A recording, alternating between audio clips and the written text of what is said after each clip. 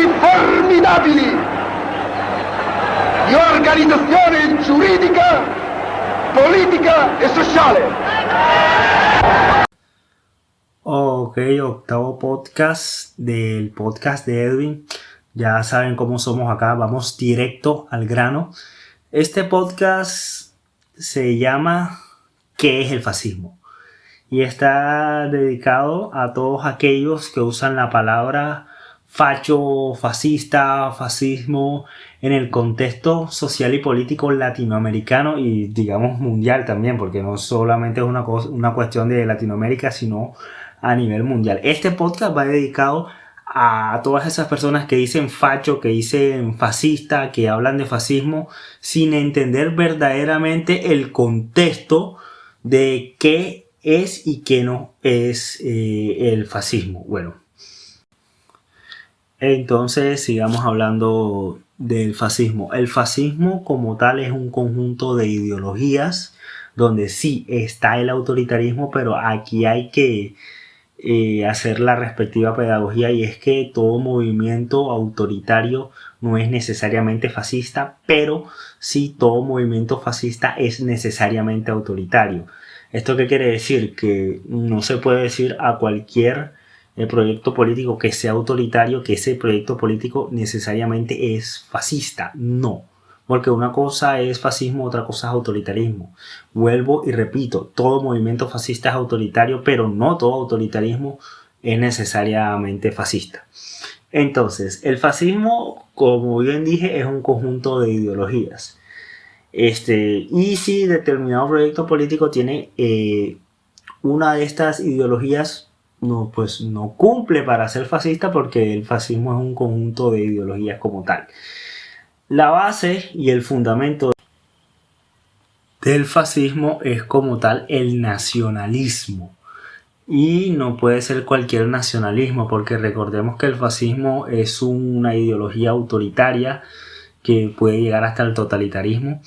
La base del fascismo es el nacionalismo, y el nacionalismo extremo. Es decir, es una bobada, por no decir otra cosa, pues sí, digámoslo, es una estupidez decir que determinado proyecto político es fascista cuando ese determinado proyecto político ni siquiera es nacionalista. ¿Cómo es posible que haya políticos, que haya personas de determinado lugar dentro del espectro político que digan a otras personas, no, que tal persona es fascista cuando ni siquiera es nacionalista? O sea, Mussolini está yendo en su tumba, porque se supone que un fascista es alguien que debe ser nacionalista, y no cualquier nacionalista, porque no todos los nacionalismos son fascistas, sino un nacionalismo extremo. Debe ser un nacionalista hardcore, extremo. Ahora, por un lado, la base y el fundamento del fascismo es el nacionalismo. Es el nacionalismo y el nacionalismo extremo. ¿Qué otro conjunto de ideologías tiene el fascismo? Aunque esta es la base, este es el fundamento. El conservadurismo extremo, sí. Efectivamente, los fascistas en su día fueron totalmente homofóbicos, conservadores, otro tipo de cuestiones que mostraban un conservadurismo bastante extremo, bastante arraigado, por supuesto poco amigable con las diferencias étnicas, aunque aquí cabe la salvedad. El nazismo y el fascismo no son exactamente lo mismo. El nazismo tiene un componente más eugenésico, y aquí es cuando vamos a hacer pedagogía y toca hablar de la eugenesia. La eugenesia son las determinadas prácticas que, bueno, sí, todos los ejemplos que yo vi de eugenesia se practican desde el Estado. La eugenesia es toda práctica en la que desde el Estado se quiere hacer y llevar a una raza pura, es decir, desde el Estado se le está dando preferencialidad a determinada raza o determinada etnia para que esta sea la que florezca, o esta sea la que pueda salir adelante, mientras que las demás la tienen un poco más difícil. Voy a poner un ejemplo y saben que el ejemplo no es necesariamente de derecha. ¿Saben qué país practica la eugenesia? Adivinen. No voy a decir que Trump o algún país occidental. China.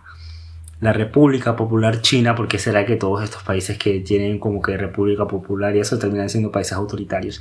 La República Popular China practica la eugenesia con la etnia minoritaria uigur y la practica de manera horrorosa. Es decir, cualquier proyecto político, llámese conservador o de derecha, por así decirlo, practicara la eugenesia con una etnia minoritaria, ya estuvieran muchas personas diciendo, no, es que tal proyecto político o tal país es fascista, pero como es China, no pasa absolutamente nada.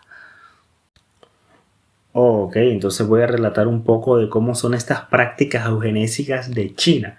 Y es que China, que no es ninguna perita en dulce, los chinos se han querido vender como la alternativa a Occidente, la alternativa viable a Occidente y el país que, entre comillas, no necesitó intervenciones para ser el país que es hoy en día súper moderno. Eso da para otro podcast. De China hablaré solamente de sus prácticas eugenésicas. Y es que, ¿qué hace el gobierno chino con esta etnia musulmana? Porque es una etnia musulmana. Las encierra en campos de reeducación o centros de reeducación. En los determinados cantones o poblaciones donde está, tienen un sistema de vigilancia extrema. Le ponen ciertas restricciones religiosas. Y en algunos casos, en los casos más extremos, los encierran en campos de trabajo forzada, hacen esterilizaciones forzadas y hacen separaciones de familia. Todo eso lo hace el Estado chino y que si es deliberado, pero por supuesto, of course, el China deliberadamente hace estas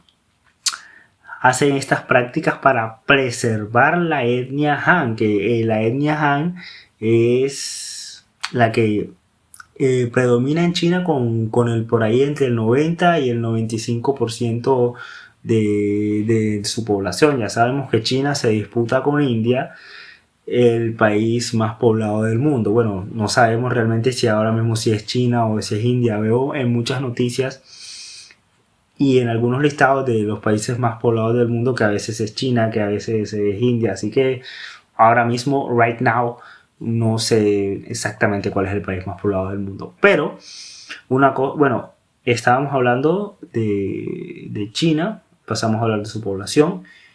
Y también cuando hablábamos de eso, hablábamos de la etnia Han. La etnia Han, vuelvo y digo, tiene entre el 90 y el 95% de la población china. Pero que compartan etnia no quiere decir que compartan cultura. Es decir, dentro de ese 90-95% de población china, toda de la misma etnia, hay una infinidad de culturas y tradiciones, pero impresionante. Yo creo que los chinos pueden vanagloriarse de ser un país multicultural, diverso, con muchos años de historia. No, de lo que hace el Estado chino, definitivamente no. Eso da para otro podcast que haré otro día, pero de eso no.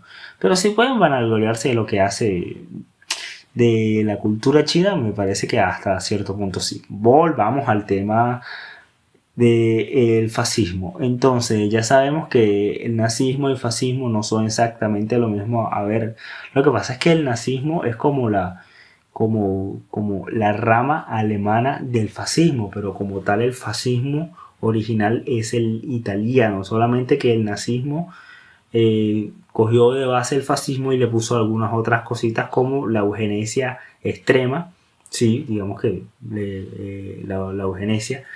Y pasemos a otro punto del fascismo, el autoritarismo. Sí, el fascismo indiscutiblemente es autoritario, pero pocas personas con las que he hablado tienen la capacidad de discernir entre el proyecto autoritario y el proyecto fascista.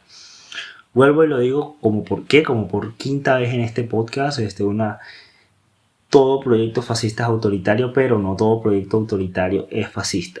¿Qué quiere decir? Que por ejemplo el régimen de Maduro, que ya cayó, gracias al cielo, gracias a Dios. Yo sí le doy gracias a Dios porque ese régimen, bueno, cayó la cabeza, pero por ahí están los colectivos y uno que otro cubano por ahí jodiendo en Venezuela, pero ya eso va a caer, gracias a Dios.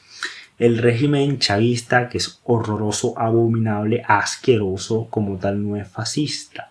Tiene cierta connotación nacionalista, sí, pero no se puede decir que es fascista. Lo es el mismo el régimen cubano.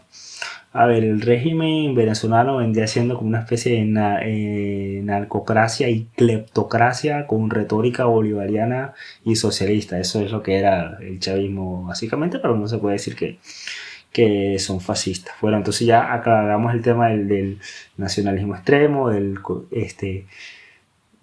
autoritarismo y de la eugenesia en el caso del nazismo. Pasemos al componente económico.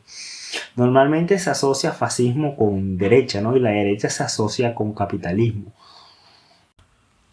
Ok, entonces hablemos de cómo era la cuestión económica en los regímenes fascistas. A ver, como dije, el fascismo se asocia con esta idea de derecha. Yo creo que en parte es porque por el conservadurismo extremo, pero aquí es cuando sale a relucir la persona que realmente sabe de ideologías y de ubicar políticos en el espectro. Fíjense que hay un dato curioso y es que esta persona, Pedro Castillo, que es un golpista marxista de Perú, ese man era conservador, abiertamente homofóbico y era conservador y a la par era marxista. Es imposible decir que ese man era de extrema derecha, pero bueno, volvamos al tema económico. La economía fascista se basaba en principios no capitalistas y entre comillas neoliberales, sino en algo llamado corporativismo. ¿Y qué es el corporativismo? A ver, para que ustedes lo entiendan, voy a poner un ejemplo. Es como si fuera un capitalismo de Estado. Es algo parecido a un capitalismo de Estado, pero que diría no es exactamente lo mismo. No es exactamente lo mismo.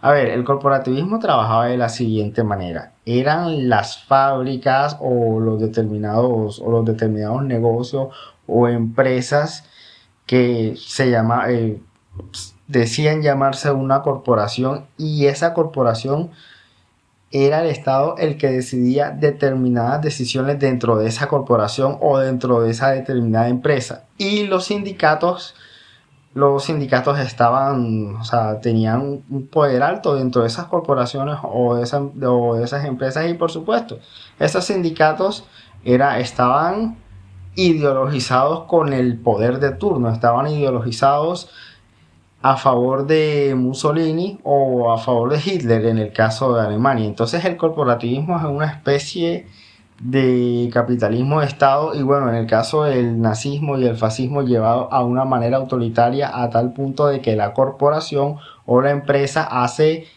casi que exactamente lo que el poder o que lo que el dictador dijera en ese momento. Ese tipo de filosofías económicas va muy diferente a lo que vendría siendo el, entre comillas, neoliberalismo o el capitalismo, o el libre mercado, o el capitalismo del libre mercado. Eso es totalmente diferente. Y se me hace un poco extraño que muchas personas hablen de fascismo y le digan a las otras personas facho, tú eres una persona fascista, tú eres un ultrafascista o sin saber este tipo de cosas. Toda persona que hable de fascismo, ya sea que le diga fascista a otra o ya sea que le llame facho a otra, tiene que conocer los principios básicos del corporativismo, tiene que saber qué es el corporativismo. ¿Cómo es posible que la palabra fascismo esté tan regada en el contexto social y político aquí en Colombia y en Latinoamérica también, por supuesto, y estas personas no sepan qué es el corporativismo? En parte por eso me atreví a hacer este podcast para ver si puedo llegar a hacer un poco de pedagogía. Vamos, que mi canal está creciendo y quiero que siga creciendo, pero el motivo principal de este podcast es que la gente entienda que el fascismo es una ideología que a su vez se compone de más ideologías y que es bastante difícil de definir. A ver, la BBC, que es un medio bastante respetado, lanzó un artículo hace unos años. El artículo decía: ¿el fascismo es de izquierda o es de derecha? En este artículo, muy bueno por cierto, y a partir de esos artículos fue que yo me fui haciendo una idea de lo que realmente era el fascismo. Dejaré el link de ese artículo abajo en la descripción, pero recuerdo una de las frases que decía en ese artículo y que ya dije en este podcast, sin embargo me quedó retumbando en la cabeza. Esa frase la dijeron en el artículo, y es que el autoritarismo puede estar de cualquier lado del espectro político. El autoritarismo puede estar de cualquier lado del espectro político, tanto en la derecha como en la izquierda. Por el hecho de que un proyecto político sea autoritario no lo hace fascista. Claro, por supuesto, el fascismo no tiene nada que ver con los movimientos nacionalistas que se hacen acá en Latinoamérica y en el mundo. Otra cosa son estos colectivos de personas neonazis y tercera fuerza, y eso sí se podrían decir que son fascistas, pero esos son casos entre comillas extremos y casos que se ven muy poco, ¿eh? Así que bueno, espero que hayan aprendido en este podcast. Cualquier comentario déjenlo, estaré respondiendo porque soy un canal pequeño, puedo responder absolutamente todos los comentarios. Jamás he pedido que se suscriban porque primero no solamente soy youtuber, sino que también consumo YouTube, y el hecho de que en un video me dijeran suscríbete no me daba ganas de suscribirme, pero por esta vez lo voy a hacer. Así que nos vemos en el siguiente podcast. Chao, y suscríbanse por favor.